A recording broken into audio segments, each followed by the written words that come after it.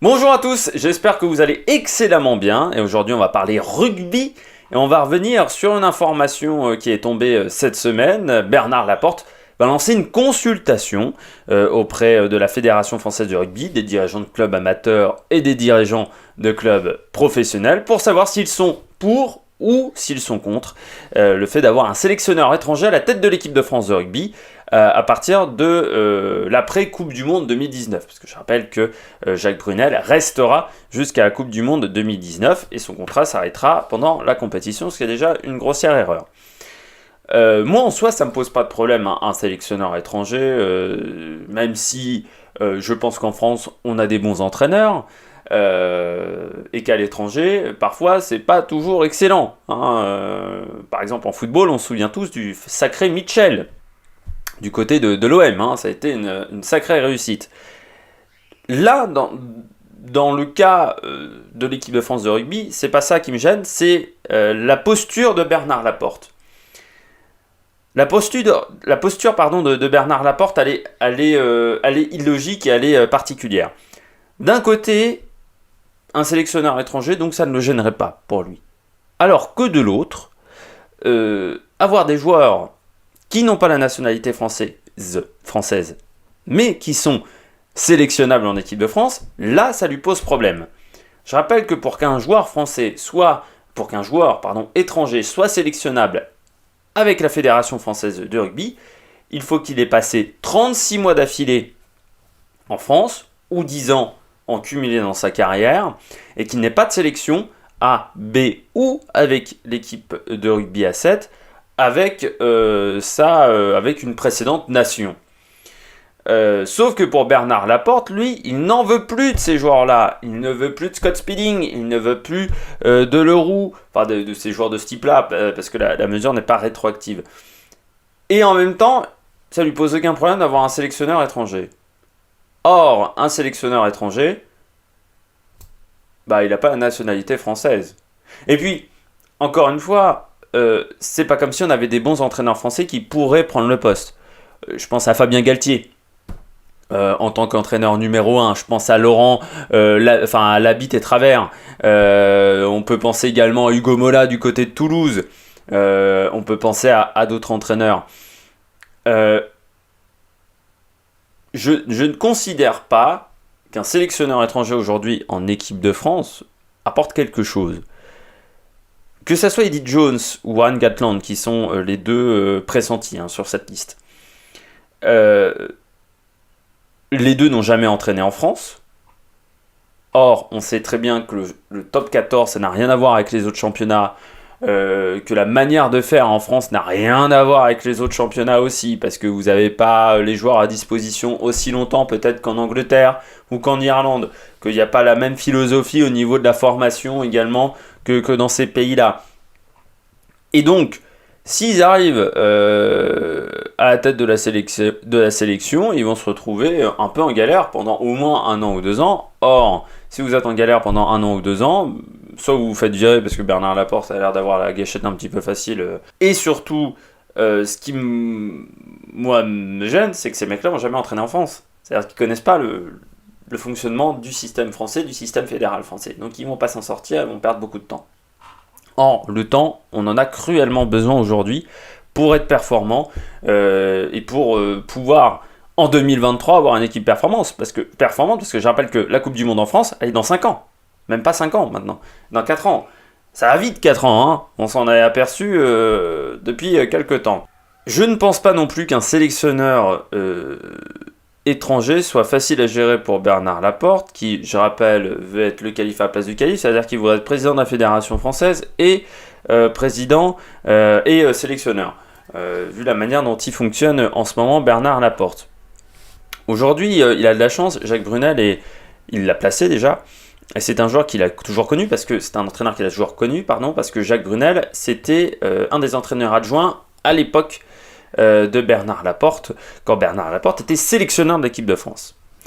Il y avait Joe Mazot qui était manager général, et vous aviez Jacques Brunel qui était entraîneur adjoint. Ensuite, Jacques Brunel est parti à Perpignan, où il a remporté un titre, puis il est parti avec l'Italie, où il a remporté des victoires lors du tournoi Destination, et il est ensuite revenu avec l'équipe de France. Il n'aura pas la même liberté d'action avec un entraîneur étranger qui voudra certainement imposer son staff. Donc Serge Simon, qui est aujourd'hui le pion de l'équipe de France, qui est un peu le grand Manitou de l'équipe de France, il joue le rôle de manager général qui avait le rôle de Joe Mazzo. Ça veut dire qu'il dégage. Ça veut dire que Bernard Laporte n'a plus aucun contrôle sur l'équipe de France, et je pense que ça, c'est pas forcément dans son intérêt, surtout depuis quelques temps.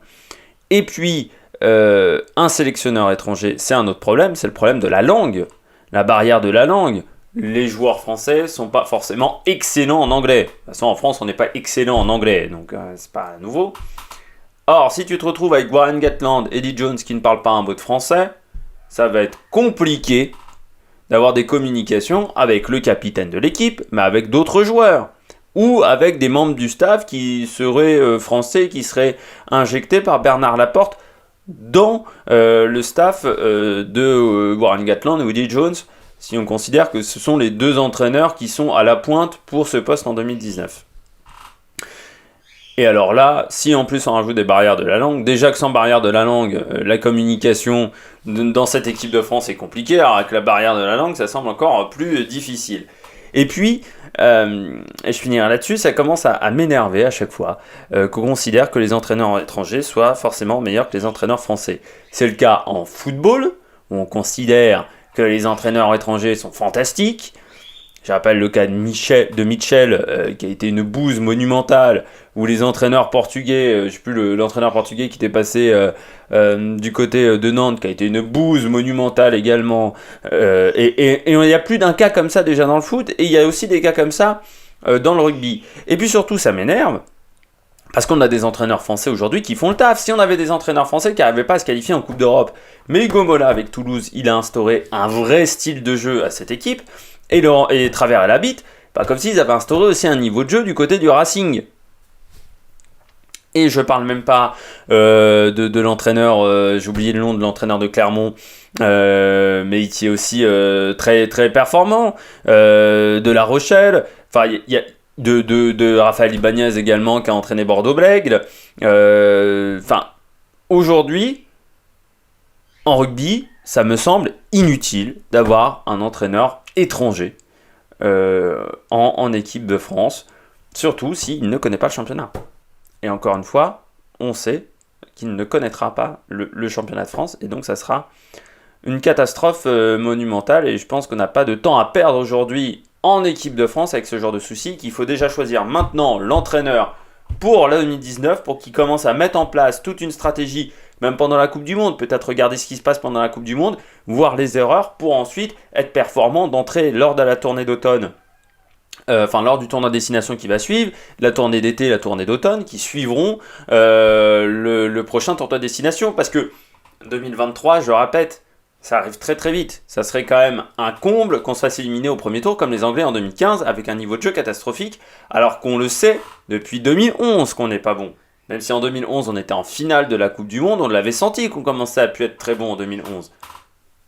Et aujourd'hui, l'échec sur le tournoi destination 2018 et 2019, les deux échecs consécutifs, ils sont dus à cet enchaînement de mauvaises décisions prises depuis quelques temps. Et puis il faut qu'il fasse attention également Bernard Laporte, parce que si les résultats là n'arrivent pas très très vite après la Coupe du Monde 2019, c'est lui qui risque de sauter, parce qu'il y aura une élection très rapidement du président de la Fédération française, et qui risque de ne pas revenir, surtout que les résultats de l'équipe de France ne sont pas bons, mais que sa performance au niveau des clubs amateurs, ça n'a pas fonctionné, que le travail sur les commotions cérébrales n'a pas été également exceptionnel, que le travail sur le dopage n'est pas bon aussi. Pour l'instant, le bilan de Bernard Laporte à la tête de la Fédération française de rugby, on ne peut pas dire qu'il soit exceptionnel. Même si la France a été championne du monde moins de 20 ans, c'est l'été dernier. J'espère que vous avez aimé cette vidéo, n'hésitez pas surtout à vous abonner, la petite cloche en bas, n'hésitez pas à mettre un pouce bleu si vous avez aimé cette vidéo, n'hésitez pas à réagir dans les commentaires si vous n'êtes pas d'accord avec moi, si vous voulez des éclaircissements, si vous voulez débattre de ce sujet encore dans les commentaires. Et puis on se retrouve pour de nouvelles aventures sur l'Amérique Production. Ciao ciao!